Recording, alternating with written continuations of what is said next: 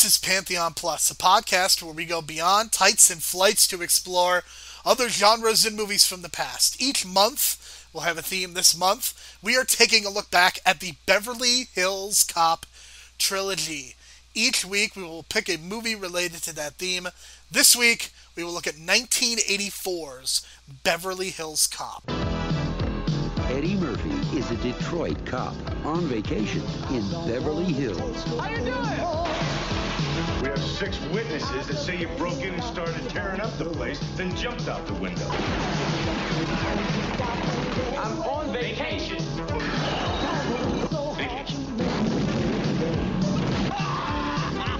Eddie Murphy, Beverly Hills Cop, rated R. Starts Wednesday, December 5th at a theater near you.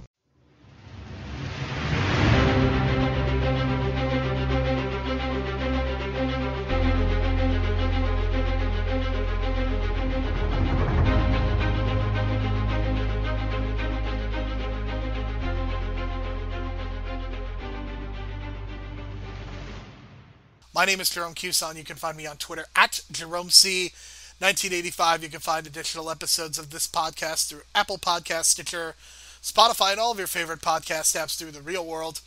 We strongly encourage you to leave a 4 or 5-star review so as to help people discover this show and the great work that the folks at The Real World are doing. If you would like to interact with us or send feedback, you can do so by following us on Twitter at HeroPantheon. My co-host for this week and every week will be Brian DeBrain.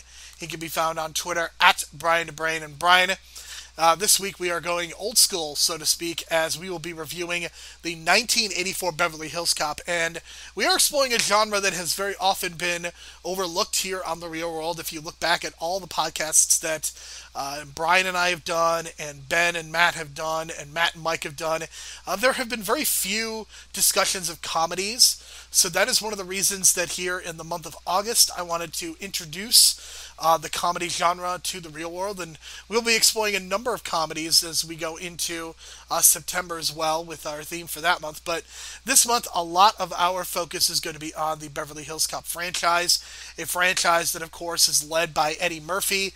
And Eddie Murphy is somebody who, at this point, we are pretty much talking peak Eddie Murphy. And even though we got the spark of a Murphy-assance at the end of 2019 with Dolomite Is My Name and his hosting duties on Saturday Night Live for the first time in 35 years, the pandemic has unfortunately cut that a little bit short because we don't know the status of Coming to America 2 as well as potential Beverly Hills Cop 4. But we're going to talk about some history, and we are also going to talk about the movie that is Beverly Hills Cop. And Brian, I know that this was a trip for you, going back and revisiting these movies. Da da da da da da da da da da. The heat is on. Yeah, the soundtrack's fucking dope, people. This soundtrack is amazing. The time frame is just the perfect time frame for this because it's at the height of like 80s music, where you got the 80s saxophone blazing in the background. You got this great sense of cinematography of like this glamorous life of Beverly Hills contrasted with the shitty looks of Detroit on screen. And then, I don't know, just Eddie Murphy, man, doing his thing. It's just amazing that I've seen a ton of his movies, yet I haven't seen a ton of his movies at the same time. His filmography is so huge because he's been around for 35 years making movies. He's a legend. This is one of his first breakout hits. This was after 48 Hours. I still haven't seen 48 Hours, but I've heard great things, and it's just so many great Eddie Murphy performances out there. But this one is, top-tier classic. It made him a star. What else can you say? And you look at the script, and you realize how much of Eddie Murphy put himself into this movie. Like, every single piece of dialogue almost is like his original dialogue. They probably just gave him this basic line of dialogue that was originally written for Sylvester Stallone, and he reworked it and made it funny. And you can tell, like, this was not supposed to be a comedy. I can tell it was supposed to be a serious, like, crime drama. They reworked it for Eddie Murphy and made it funny. And hey, man, it's one of those things where everything just clicks, and it's the right moment in time, and the lightning strikes. Everything was just perfect at the time, and it came out at the right time. It made a ton of money on a limited budget. I mean, obviously, the budget in '84 for a movie like this, it's not incredibly high, but the box office receipts were incredible. You do the math now, it's probably going to make today's numbers probably 750 worldwide. You know what I mean? And that's tremendous for action comedy in '84. You know what I mean? This made Eddie Murphy a star, truly. Eddie Murphy is somebody who I think was a rising star throughout the first part of the 1980s. Of course, a lot of people know him because of his stint on Saturday Night Live. He started on Saturday Night Live when he was 19 years of age, and this was coming at a point when I don't think people really understand that Saturday Night Live was a phenomenon for its first 5 years, and then it basically was almost canceled multiple times throughout the 1980s. And when Eddie Murphy came, he was the star of that show because the show was struggling so mightily. People probably don't even realize that Lorne Michaels wasn't even a part of the Eddie Murphy years. And I think that, especially when we get to 1984 is such a historical year for a number of reasons. But think about this, Brian. You have Eddie Murphy coming into his own in this movie, Beverly Hills Cop, which this is the first of 7 consecutive Eddie Murphy's movies in a row to open up #1 at the box office. So that's what you're getting here. You also have Michael Jackson, who was a kid star at one point, really having his breakout, and we're not going to get into any of the other a lot of the stuff with Michael Jackson because we don't have time. But we also have Michael Jordan's rookie season. So 1984, you have these probably three of the most important figures to their individual art forms. Michael Jordan in basketball, Michael Jackson in music, Eddie Murphy in movies and comedy, and this is all happening in this 1 year. That's what I mean by like lightning striking at the right time. Everything was just clicking, and then if you want to translate it to wrestling too, January '84, Hogan won the title, and that was the start of Hulkamania. So it just feels like '84 was this like launching point to the height of where the excess of the '80s were. You know what I mean? To its maximum '80s-ness. You know what I mean? And this was like that perfect starting point for it. So it's really crazy to see '84 in like retrospect. You know what I mean? Just so many things launching from that point, and a lot of things changing. Yeah, and then you mentioned the Michael Jordan thing as well. Like you forget about that era, and everything kind of collates. You know what I mean? It's just, if you're from that era, you kind of attribute all these things at the same time. So '84, that summer '84 must have been really crazy for a lot of people. Definitely. As you mentioned, this movie was originally written for Sylvester Stallone. The character of Michael Tandino was going to be his brother, and Jenny Summers as his love interest. Quite frankly, Brian, I don't think we would be talking about this movie if it had Sylvester Stallone in it, because I don't think there would be a lot noteworthy. It would probably be the kind of bargain DVDs that you would see with like your Cobras and your Assassins and The Specialist and so other of those Sylvester Stallone movies. I don't think Beverly Hills Cop would be anything notable. Yeah, that's exactly the level where I thought. I think whoever wrote this was thinking like they can get a cheap script in and then cash out with Stallone in it and then make a quick buck, but luckily things changed because you can tell like the dialogue that Eddie Murphy was giving was not the dialogue that was obviously written down, because it just doesn't match the tone of what everyone else is saying. And it feels like everyone else in the script is saying what's on the page, and then Eddie Murphy's just doing his own thing because he knows he's got to save this movie.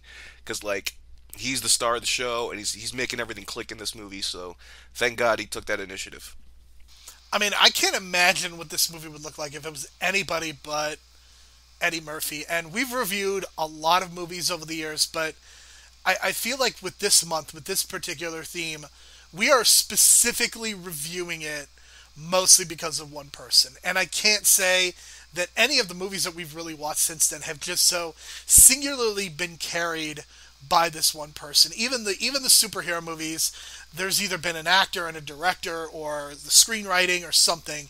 So that's what makes this so incredible, is you get this person just singularly carrying it. And I think the best example of it is the Super Cops monologue. I think that might be probably one of the more famous, probably one of the most important aspects of this film that we can talk about. And that Super Cops monologue that comes about halfway through was completely improvised. And although Eddie Murphy does drink alcohol in this movie, he is notorious for not doing drugs of any kind, and that includes caffeine.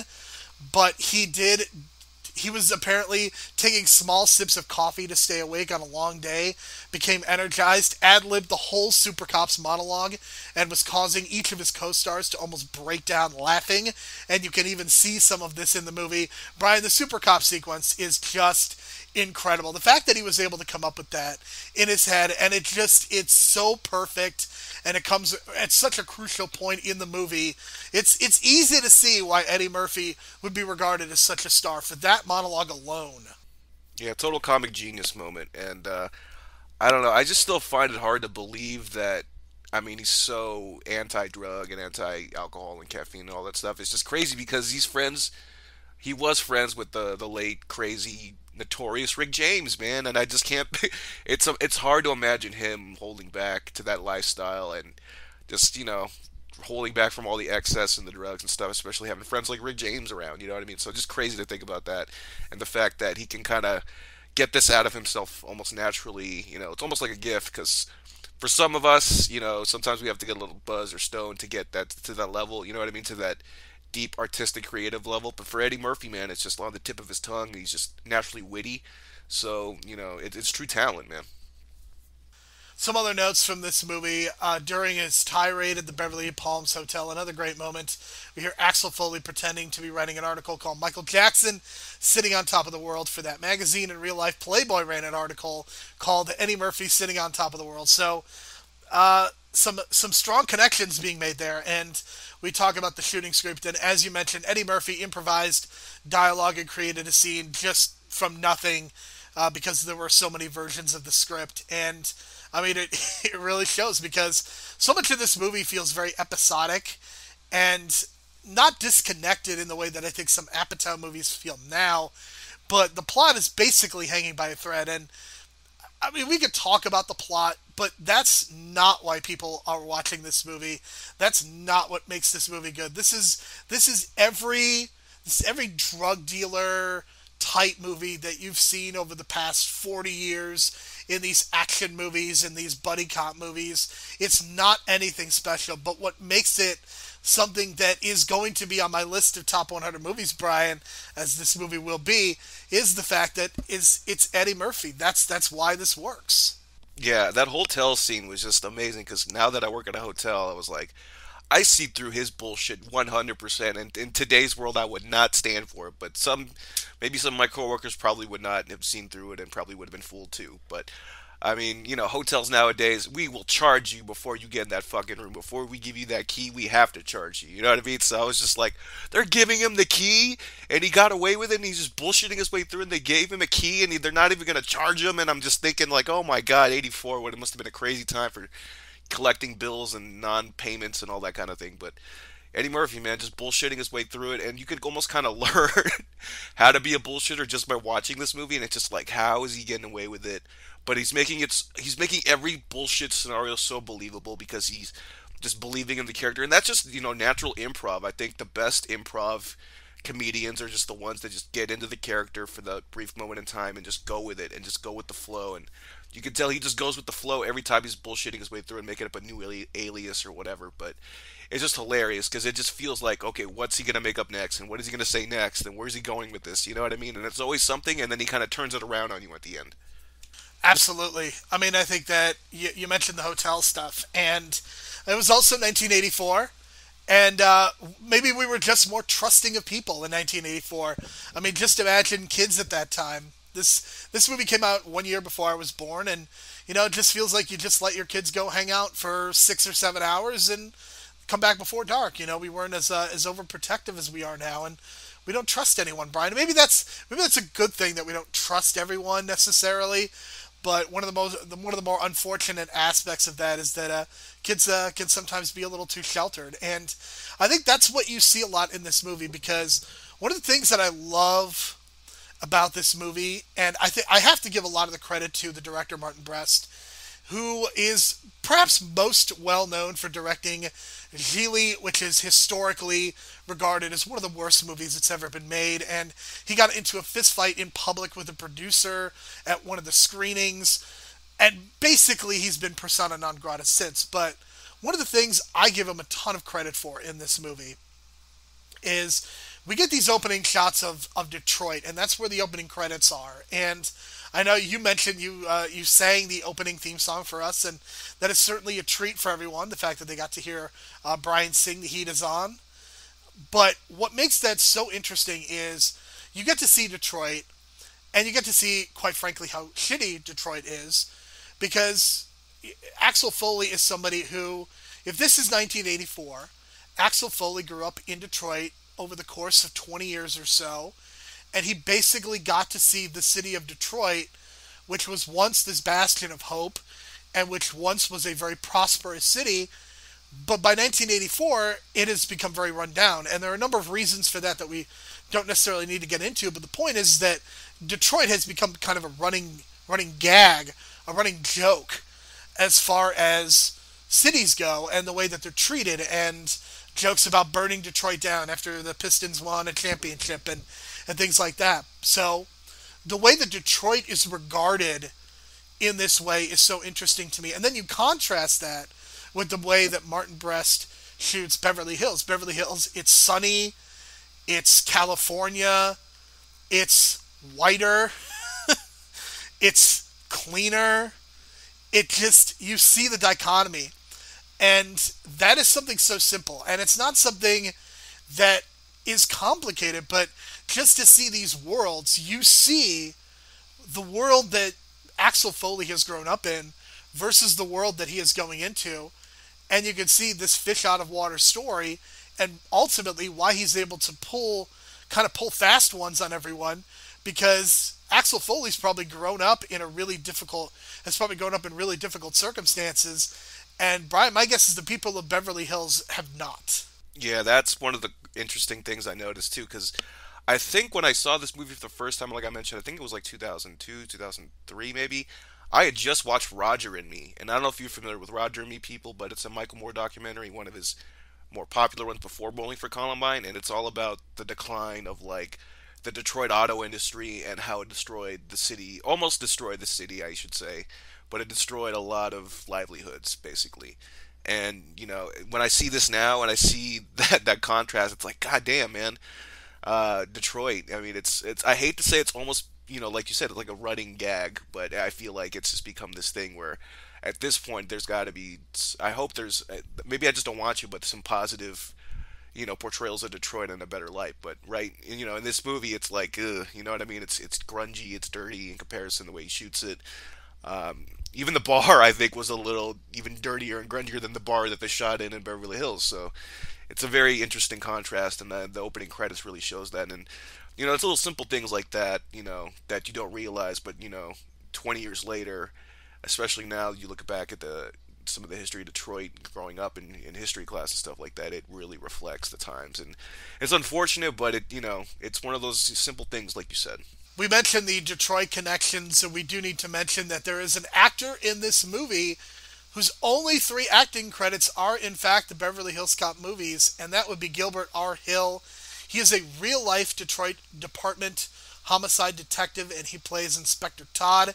Hill also served as president of the Detroit City Council, and there is a little bit of controversy surrounding Mr. Hill and apparently his connections to the real-life white boy Rick, and some scandals that may or may not have taken place. It's, again, one of those things that is it's difficult to talk about on a podcast like this, but I think, I'm not going to say that Gilbert R. Hill is a great actor, but I love the way that he and Eddie Murphy play off each other in all 3 of these movies, and we're going to come back to this, because it almost feels like Axel Foley loves putting one over on so many of the people in Beverly Hills, and he does it with such ease and effortlessness.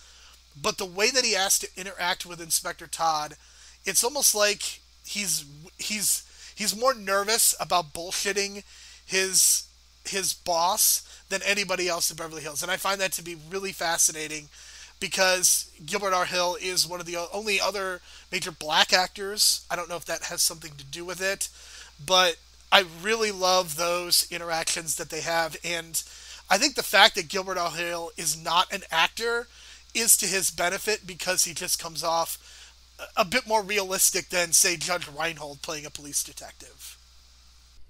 Yeah, those scenes are so hilarious, man. I can't stop giggling at some of those scenes, especially. Well, we'll talk about it next week. At the second one, I think it's a little funnier their interactions, but yeah, I like that contrast. It reminds me. I forget his name, but that actor who plays that army general who was in that Stanley Kubrick movie, who became an actor, and then he went on to play that detective in Seven. I'm forgetting his name, but he's that really hard ass colonel that kind of took that to real life form and then used that in the movie. So for Full Metal Jacket, it's the same kind of thing. So I like when directors kind of make those risky kind of casting calls. You know what I mean? But sometimes it works, man, because like you get something like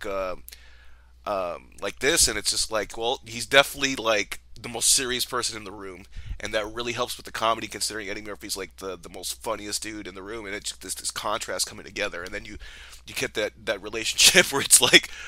He's trying to be funny, but the dude is just not going along with it, and then it becomes awkward on Eddie Murphy's end, and then it's become like, oh man, what am I gonna do now? But that's the whole nature of the relationship, and it's really hilarious. And I'm glad that he chose a non-traditional actor for the role because sometimes you need those kind of choices, and it fits. The other really amazing scene in this movie, this is probably the best one in the movie. We have Bronson Pinochet playing Serge, a gallery employee from an unnamed European country. He, of course, would play Balky on Perfect Strangers, a similar character, use a variation of the signature line, "Don't be stupid." I mean, what do you even say? This scene, we're going to talk about it again when Bronson comes back in a couple weeks, but I love this scene, and I'm not sure if it's exactly totally PC now, given that Pinochet is obviously meant to be gay and is a little bit on the stereotypical side, but it's still a really funny scene, and the way that they're improvising off of each other really works because it's really obvious that both of these men are very talented at what they do, being able to improv and kind of go back and forth with different lines.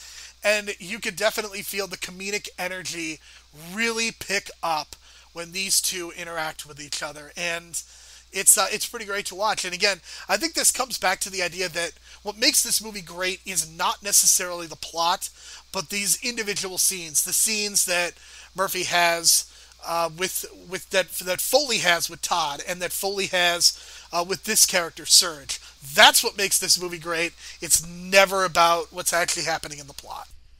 Yeah, this is interesting because this is my only time I can actually probably talk about Perfect Strangers. I'm not a Perfect Strangers fan, but it's just so funny because when I saw this, I had seen a few episodes of Perfect Strangers, and I was like, is this the same character from that show? Because in Perfect Strangers, that actually takes place in the same television universe as Family Matters. I don't know if you knew that, Jerome.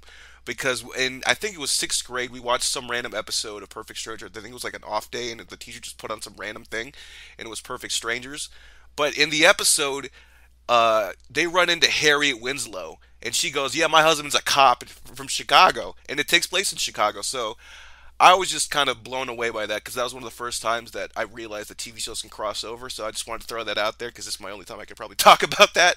But yeah, Perfect Strangers, Family Matters, same television universe. I don't know if you knew that, but there you go. And Bronson Pinchot, man, I don't know what it is, but he's just got that great comedic timing. And it's not just this, and it's not just that accent, but if you watch True Romance, wasn't it True Romance where he's doing all that cocaine and then he's just being ridiculous and over the top, but he's not doing an accent. He's just being like a stereotypical, L.A. big money, big shot with cocaine all over the place. Isn't that what I'm remembering? Oh yes, I mean that movie's incredible, and he's incredible in it. I mean, I was going to bring him up in it because he's so good, but absolutely.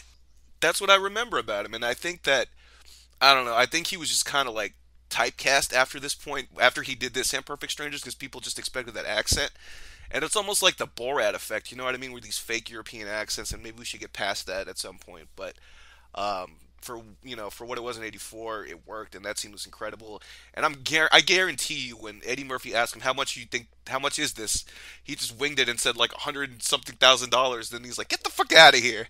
And I was like, "No, it's a very serious piece." And just that whole shtick, man, was just gold, just comedy gold. I rewinded it twice when I watched it as a kid.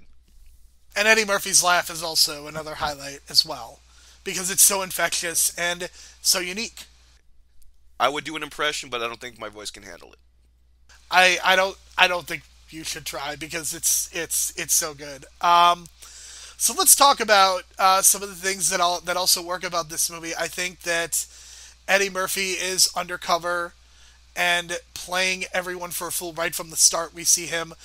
The best analogy that I can come up with, and this, I don't know if this has ever been written about before, but to me, Axel Foley is basically Bugs Bunny, in that Axel Foley is constantly playing the antagonist for fools, doing impressions, changing his voice, changing his outfits. He even uses produce to further his goals, with Bugs Bunny using a carrot, Eddie Murphy, Axel Foley using a banana. So, yeah, that's what Axel Foley is. He's Bugs Bunny. Wow, dude, you're 100% on the money. That's it. Because, like, him interacting with his boss is like Bugs Bunny interacting with, what's his name? The cowboy. I can't even think of his name right now. Yosemite Sam. Yosemite Sam. Yeah, that's the same dynamic. I think you got it, man. I think that's what makes this movie work. It's that Looney Tune effect in such a serious crime setting. But sometimes that contrast of genres just works, man. And, like, yeah, you're on the money, 100%. So I think, as we mentioned, there are so many great scenes with Axel Foley and the various people, but I do want to talk about the other two major characters, as we have detectives Rosewood and Taggart, played by Judge Reinhold and John Ashton, respectively.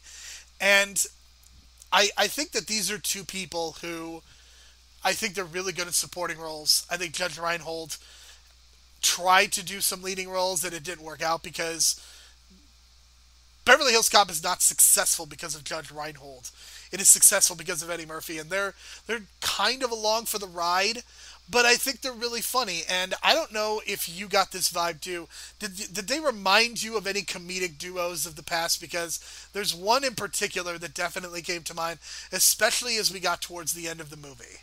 See, I couldn't pick up on that at all. I just thought they were just two random cops on the side. You know what I mean? With no arc, but then eventually at the end of the movie they realize they do have an arc, which we can talk about at the end. But yeah, I couldn't pick up on it at all. I mean, I got a very Laurel and Hardy vibe from them. That's exactly what I think they were going for, because you have Rosewood, who's very clearly who is at least bemused by the situation and is amused by what is happening with Axel Foley, and Detective Taggart is definitely not having as much fun, and he kind of is a hard ass and even punches Axel in the stomach and almost gets charges pressed on him. But that's what I kept thinking of, is that they were trying to go for these comedic duos of the past, and obviously they're not the main event, they're kind of a side act, but I still think it works. Wow, now that you mentioned that makes total sense because of the size difference too. Thin and thick.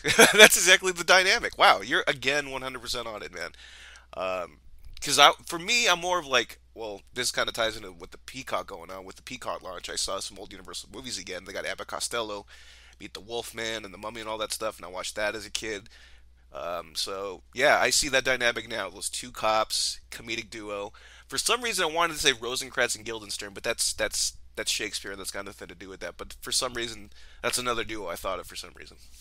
So one of the things that I also appreciated about this movie is that you get a couple of interesting debuts. This is Damon Wayans making his film debut in a character that he was fired from Saturday Night Live for doing this, and basically taking a scene over and playing a character just exactly like this. And Brian, did you notice a certain Breaking Bad star, a very young person, playing a role in this movie?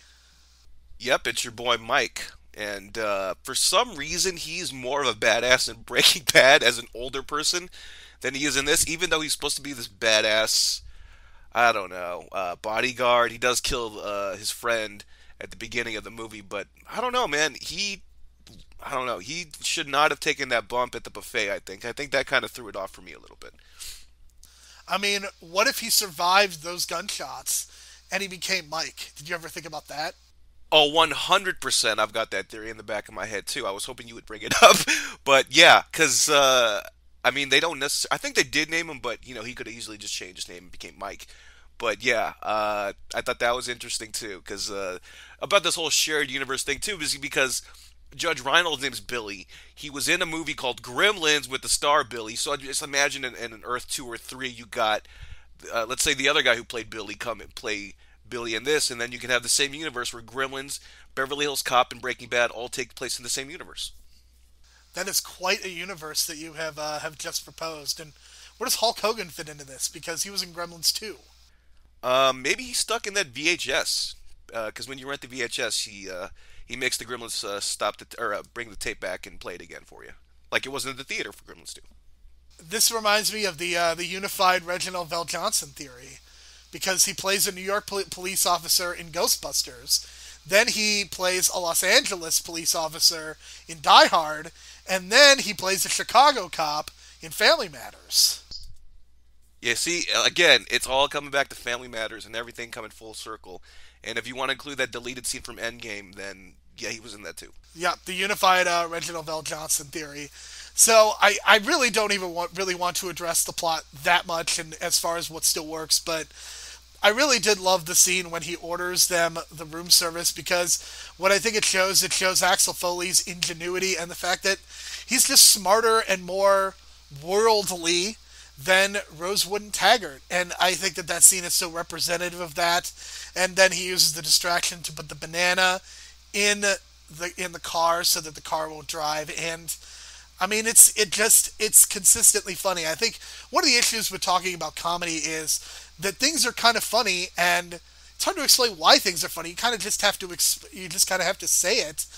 But I think that the dynamic, the Bugs Bunny versus the world dynamic, I think that's what makes this movie work out so consistently, and why you're able to hang out with these people for an hour and 45 minutes. And I think the length of the movie is something else that I think is perfect, because I think if you try to stretch this into 2.5 hours, which it seems like more and more comedies are doing to their detriment, then it becomes way too long. But at 1 hour 40 minutes or so with credits, I mean, I think this is perfect as is. Yeah, and you can tell they were even extending some scenes just to fill time, like some stuff in the car with Taggart and Rosewood, just kind of sitting there and bullshitting about their health and stuff, like, you know what I mean? Just like they were just bullshitting around, and they do some of that in the sequel too. But yeah, it is what it is, because like looking back now, yeah, the way that we approach script writing is much different. We take a different approach, and like more character driven and more background stuff and more plot, making sense and stuff like that. But this time in '84, it was not about that. It was just about get a simple script, simple plot, get the stars in there, and then let them make the magic. You know what I mean? Because you could easily just do some like background work and flashbacks with these relationships that Axel Foley has with his best friend and that woman from LA. But like they really don't get into that at all. It's just like on the surface, and they just throw it at you. And they don't really have that kind of rapport that like best friends and old friends would have, but you just kind of throw it out the window because it's just a comedy and you're just having fun with it. And then by the end of the movie, like the real relationships that got kind of built at the end are the ones between him and the Beverly Hills Cops that help him win at the end. And then you kind of see that reflected in the second one, which I like about the second one, is that they're all together, working together on the case. But in the first one, it's just like, he's just kind of doing shit and random. And then even if you think about it, even the strip club scene is just totally random. Because that actually has nothing to do with the plot other than just character work for Taggart and Rosewood to get the trust of Axel Foley. But essentially, like, if they would have tied it in where, like, yeah, those two robbers were tied to Victor Maitland, then yeah, that would have made more sense. But no, it's just, they're randomly in a strip club, and the strip club just happened to be robbed at that exact moment. So there you go. For sure, and I love the idea that Taggart looks nothing like Gerald Ford, but they play it off as if he is Gerald Ford. That was definitely on the amusing side. And you mentioned the idea of Axel and Jenny as being just friends. I mean, the fact of the matter is that if Eddie Murphy was white, then I think it would have been a romantic relationship. But the fact that he was black, I mean, I think it's pretty obvious that is the reason why it never transitioned over into becoming a romantic relationship, because think about any Stallone movie that you see. I mean, for the most part, he has some sort of a romantic interest. And in these action movies, there is some of that. So, as unfortunate as it is to talk about, I think that has a lot to do with the racism of the movie, which the racism in this movie is definitely played for subtext because there are definitely those moments. I mean, the fact that Axel Foley gets thrown through a window and he is the one who gets arrested, I mean, I think that just shows you kind of the direction that this movie is going into. And sadly, it still feels relevant even 35 years later that this kind of thing is probably still going on even as we speak. Brian, you don't live that far from Beverly Hills, do you? Half an hour. You know what I mean? I usually go to the Hollywood side, and you're gonna go to. I've been to Beverly Hills like twice, and it's different than it looks in the '80s. That's for sure now. But yeah, it's still kind of got that feel to it of where I just feel like I don't belong. Absolutely. So, do you want to talk about your boy Ronnie Cox? Yeah, I like this role a lot because, again, I like the idea of a police commissioner, chief, whatever, that's on the side of the cop that's trying to do the right thing in the whole movie and not just be against him. At the beginning, he's kind of against him, and once he realizes this guy, Axel Foley, is like a smart dude and he's really onto something here, and then by the third act, they're all kind of almost on the same page.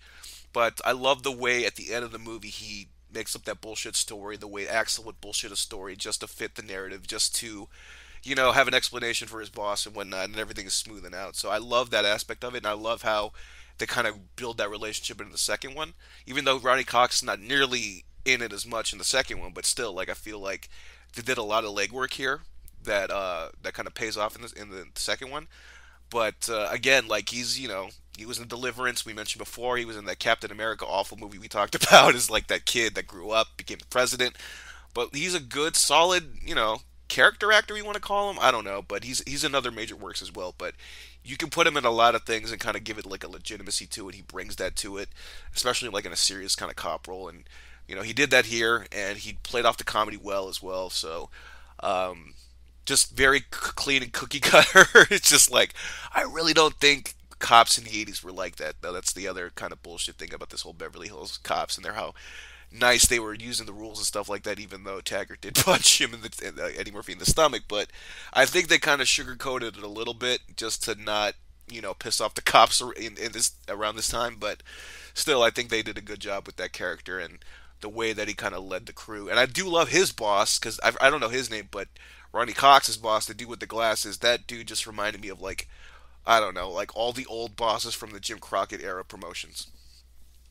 So you mentioned that you wanted to talk about a Rosewood and Taggart kind of their through line as well, because ultimately they do end up on the side of Axel Foley. They become friends with Axel Foley.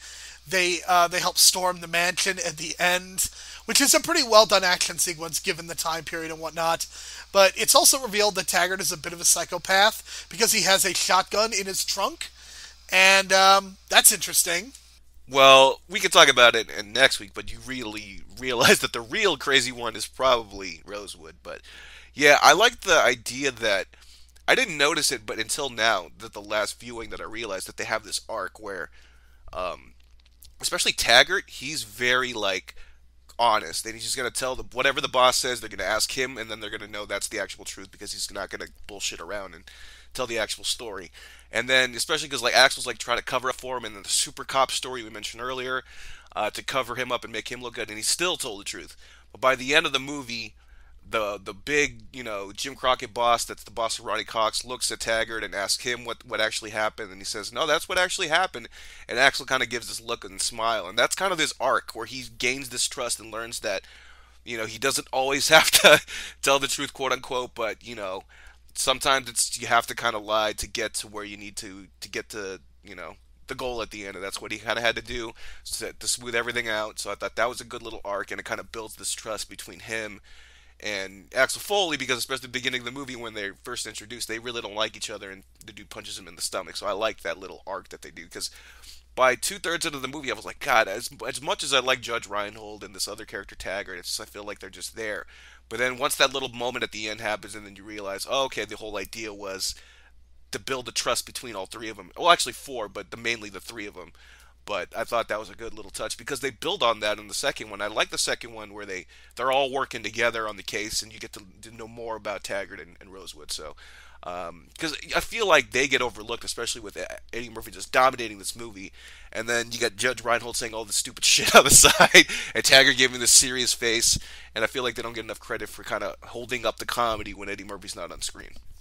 Yeah, I think that a lot of what you mentioned, it's nice that they did at least give them something to do, and they were able to, figure something out where all the characters, not equal, but they were able to give them the opportunity to have some success and to excel. And I think what you mentioned with Taggart in particular, I think reveals a lot about the kind of person that he becomes by the end of the movie. And I think the things that don't work, I mean, I hate saying the plot doesn't work, but like I said, it is a generic drug plot.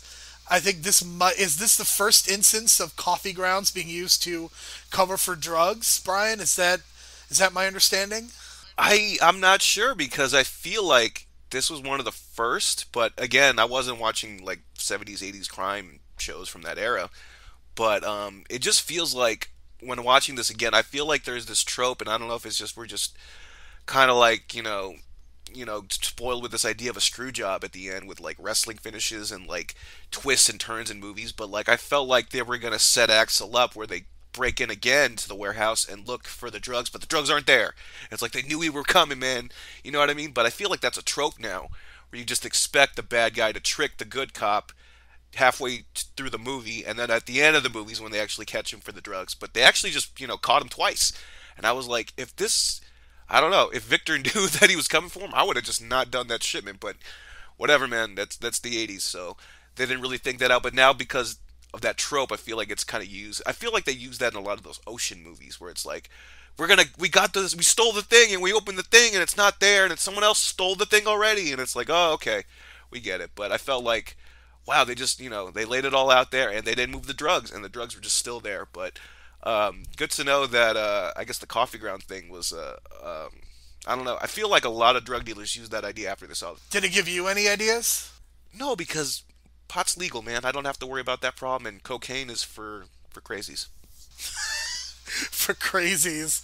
But yeah, I think that again, this is the kind of plot that we've seen done so much to death that it almost doesn't have any significance or any purpose behind it at this point.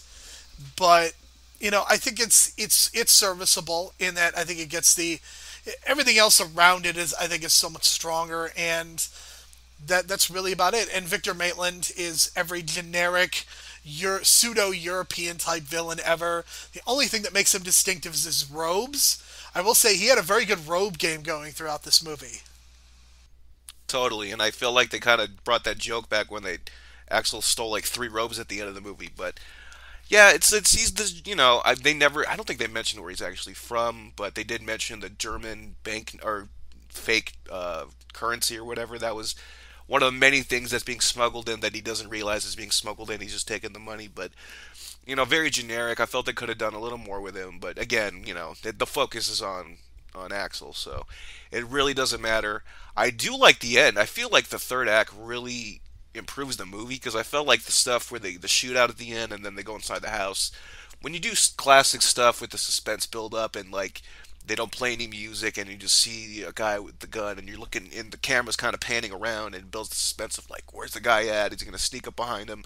He does sneak up behind him eventually and shoots him in the arm, and of course they no-sell that because it's the '80s. But yeah, they did a good job with that, and I like the way that they kind of shot that. But again, I kind of wanted more of the Victor Maitland guy, considering that he delivers dialogue really well with that evil European accent. And of course, we wanted more Mike. But again, I felt like, I don't know, what really didn't work for me was like him taking that bump in the buffet and looking like a fool.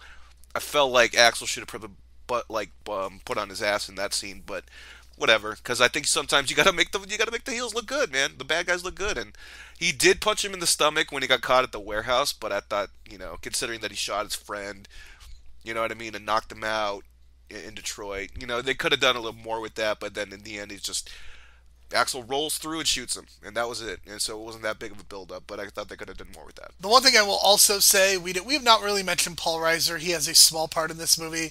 I think we get just enough Paul Reiser in this movie. We get way too much Paul Reiser in Beverly Hills Cop 2, and we'll talk more about that next week. That might be because of aliens, but Whatever. I like Paul Reiser. I'm not really big a fan of his show, but I do like his, whenever he has his random roles, I do like what he does.